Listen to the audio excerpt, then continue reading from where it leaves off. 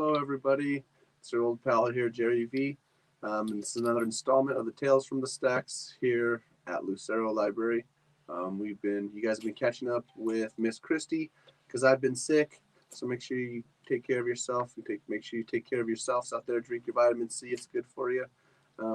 So without further ado, we're going to go into more Two Dogs in a Trench Go to School. We want to say thank you to Scholastic Publishers for letting us read this. And we'd like to say thank you to Julie Faletico for making this story available to us. So without further ado, we are in chapter 12. If you guys are wondering what happened, go back and check Mrs. Christie's stuff out. She has some cool stuff. So you guys can go and read it, listen to her tell you the story. She does a great job. And then we'll get those views up. Give us some thumbs up. Give us some likes. We want to know what you guys like. Maybe what kind of stories you guys want to hear next time. So punch in some of those keys and let us know what you guys want to hear. We want to hear back from you. Yeah. So with further ado, chapter 12. Here we go. That night at dinner, Waldo kept humming to himself. He kept getting the song. He couldn't get the song out of his head. What does Waldo keep grumbling about? Asked Stuart's dad. Beats me, said Stuart. You know who was grumpy today? Asked Stuart's mom. Brenda. She ran out of sticky notes, and I thought she was going to lose it. Yep. You want to see it worked up, Brenda? Take away her sticky notes. Well, I sure know how that feels, said Stuart's dad. I can't get any work done without any sticky notes. And tape, said Stuart's mom. Oh, highlighters. I love those. Boy, office supplies are so great, said Stuart's dad. We have so much fun. If you're lucky, son, when you grow up, you'll get to work in an office.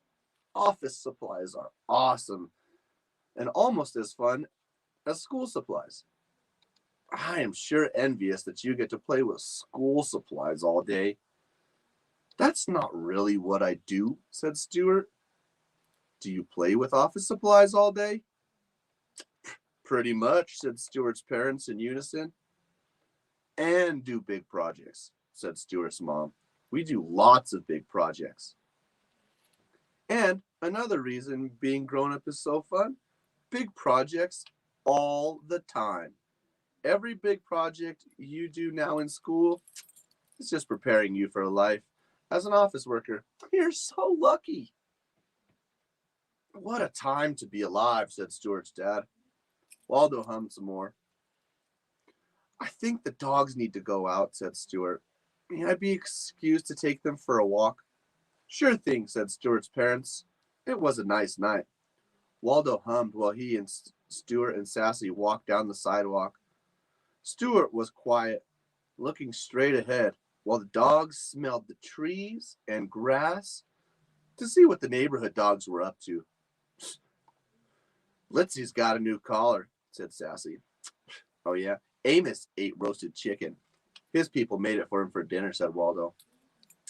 Waffles is a good girl, said Sassy. Sir Pepperton's in love, said Waldo. Squirrel, said Sassy. The dogs perked their ears up and pointed their noses at the squirrel, who fluffed his tail tauntingly across the street. Sassy whine. Waldo hummed a song that was, in his opinion, extremely menacing. Come on, guys, said Stuart. Leave it. The dogs ignored him, and they pulled their leashes towards the squirrel was. It was their job to defend their home, and the squirrel continued fluttering. The dogs were on high alert. Chee, chee, chee, chee, chee, chee, chee, chee, chee, chee, said the squirrel. Oh, Waldo growled. Calm down, Waldo, said Stuart. After what he just said, said Waldo. What, the squirrel? What'd he say? Asked Stuart. He said, na na na na boo boo. And squirrel, said Sassy. The squirrel looked at the dogs, pointed its little finger at them, and leaped into the tree. Now, said Waldo, and they both bolted towards the squirrel. Or was that the plan? But since they were attached to those leashes, there was nowhere for them to go, and there was nowhere near the first time they had tried to chase a squirrel up the tree. Stuart was ready. He braced himself and said, "Leave it!" Stuart said again. "I don't want to leave it," said Waldo. "It's our job," said Sassy. "Our job might not involve sticky notes, but it involves keeping those squirrels away. That is our job. Our job. It's a big project," said Waldo. "Squirrels aren't a big project," said Stuart. "They're little projects. They're literally a tiny, fluffy little project." "Individually, sure," said Waldo, "but all of them together is a big project. You might not realize, but we're good at it. We're good at keeping squirrels out of the house." "You don't," said Stuart. "You bet," said Sassy. "We're professionals, and if all the dogs did a good job as we did, there'd be no squirrels at all." "They'd all go to Squirrel Town," said Waldo. "Squirrel Town," said Stuart. "Squirrel Town's where all the squirrels will go," said Waldo. "One day, all the dogs will do their job so well that they will get rid of all of the squirrels, and all of those squirrels will live in Squirrel Town," said Sassy. "And well, Squirrel Town will be somewhere you can eventually go. Or will it be the poor town that will be completely overrun with squirrels? Or is it a part of dog mythology?" said Stuart. "It's not a place with people," said Waldo. "It's only squirrels, and they don't know where it is." "Well, he will be able to go through there. He will be able to go there, though," said Sassy. "Oh, yes. There will be many dogs going on vacations to Squirrel Town." "Wouldn't that be like taking your job on a vacation with you?" said Stuart. "I suppose," said Sassy. "But the truth is, we like our job." "Keeping the squirrels out is fun," said Waldo. "We're vigilant," said Sassy. "They're so afraid of us," said Waldo. "And one day there will be no more squirrels," said Sassy. "They'll all be in Squirrel Town," said Waldo. "And then we can nap," said Sassy. "So it doesn't bother you that your job is never done?" said Stuart.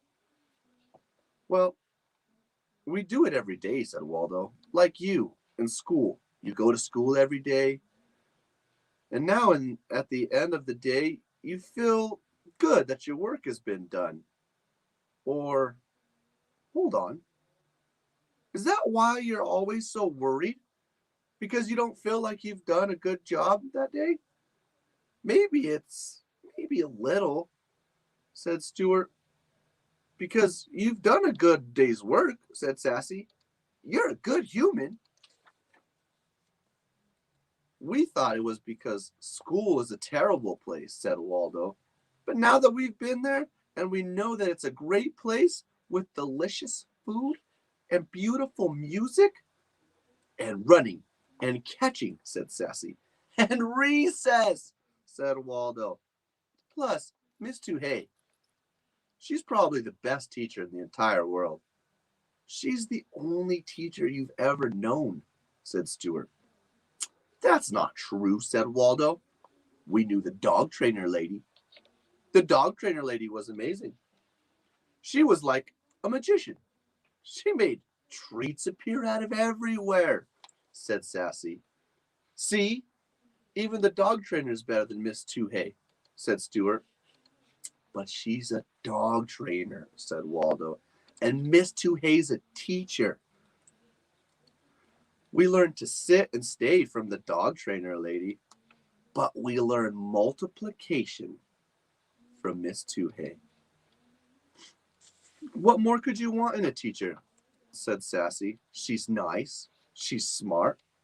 She's good at teaching things. My only complaint is that she doesn't reward us with cookies every time we get something right. She should do that, said Waldo. Is that the problem, Stuart?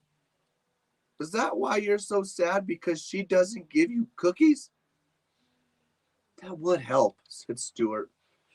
Does she have a suggestion box? Said Stuart.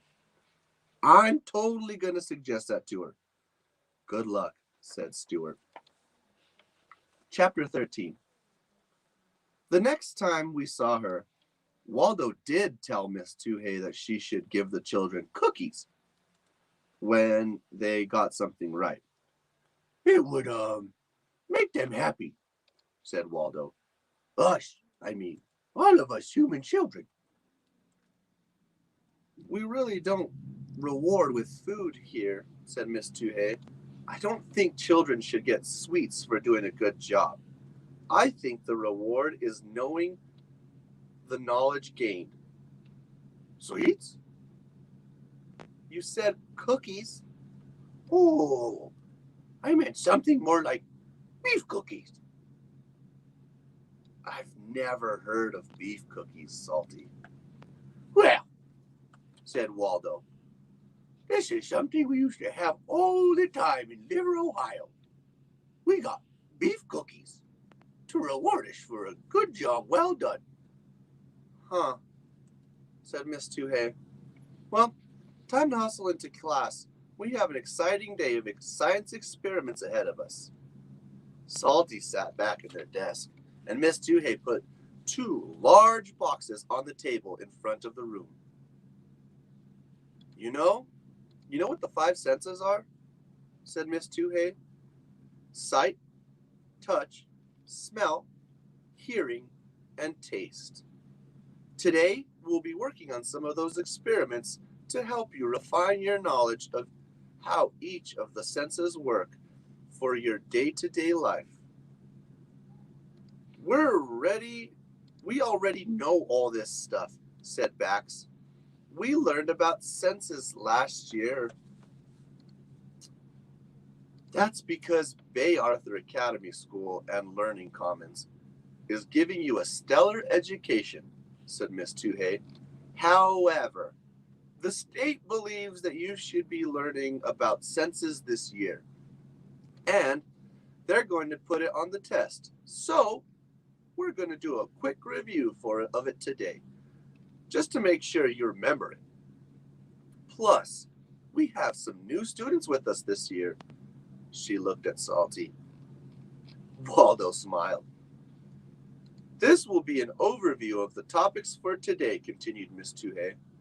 It will be fun. You might learn something new today. But I know you can handle more. We'll get more meaty topics later this year. Oh, I'm looking forward to that, said Waldo. Good, said Miss Tuhey. What kind of meat? Said Waldo. I was talking about science, Salty, said Miss Tuhey. You really think meat topics will be on tomorrow?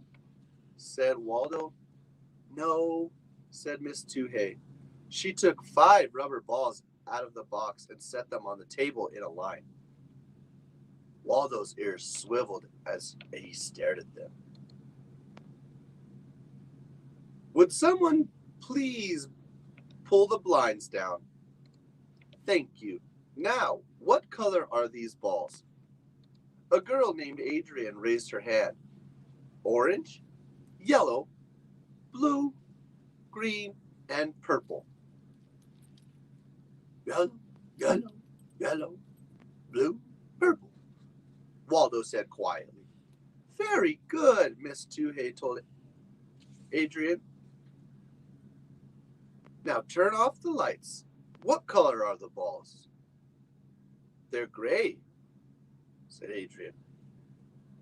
You're a magic teacher, said Waldo. It's because humans can't see color in the dark, said Miss Tuhei. Moving on, Miss Tuhei put 3 small boxes on the table. Each had a round opening in the front, covered by a piece of black fabric. I need a few volunteers to try and determine what the objects in the boxes are using only their sense of touch. Stuart raised his hand. Sassy nudged Waldo. He raised his paw. Dogs love volunteering for things and doing things with Stuart. Also, they wanted Miss Tuhei to think that they were good dogs. One more volunteer, asked Miss Tuhei. Oh, hey. What? Oh, what the hey, said Bax, raising his hand. I'm bored anyway. Might as well stand up for a while. Terrific, said Miss Tuhei. We'll work down from the line from left to right. You each stick your hand in and tell me what you think is in the box, and then I'll open it and see if you were right. Go ahead, children. Stuart stuck his hand in the first box. I don't know. It's rough. It's an old book. Bax stuck his hand in. Nah, that's not a book. I think it's lizard skin. Waldo sniffed the box. It's sandpaper. He sniffed again. 80 grit sandpaper. You didn't even put your hand in, said Bax. You're right. You missed it. You're really fast. Like a superhero. You missed it. Miss Tuhei opened the box and made the big show of pulling the item out. Sandpaper. Salty's right. Do you see, though, how not being able to use your senses can make it hard to understand what one of our senses is telling us? This isn't lizard skin at all, right, Bax? Okay, try the second box. It's scratchy. It's soft at the same time, said Stuart. A sponge. It feels like a teddy bear I had once, said Bax. I mean, probably some dumb old bear. Waldo made a big show of putting his paw in the box before leaning over and smelling it. Piece of fabric. 8% acrylic. 20% wool. It's plaid. Miss Tuhei opened the box and lifted out a swatch of plaid fabric. How could you feel that it was plaid? Said Bax. No one can feel that. You're cheating. That's the way it was woven. I can feel it. Last box, said Miss Tuhei. Ribbons, said Stuart. Dead worms, probably, said Bax. Grass, said Waldo. Grass from behind the school. It was cut with a pair of scissors from yesterday. Of course it's going to be right, said Bax. And it was. Salty was very good at the experiments Miss Tuhei had them do, but mostly because he could always smell the answer. For the sound experiment, Miss Tuhei rang a gong, she played an accordion, and walked around the room hitting a drumstick against various surfaces. And then she blew into a small metal tube. Hello, said Waldo. She blew into it again. Hi, said Waldo. What are you needing? We're here to help. The other students looked at Waldo quizzically. I'm fine, Salty, said Miss Tuhei. That's a dog whistle, students. We can't hear it, but dogs can, because their ears register to a higher frequency than ours do. She blew into the whistle once more time. Yeah, yes, hi, hello, said Waldo. Moving on, said Miss Tuhei.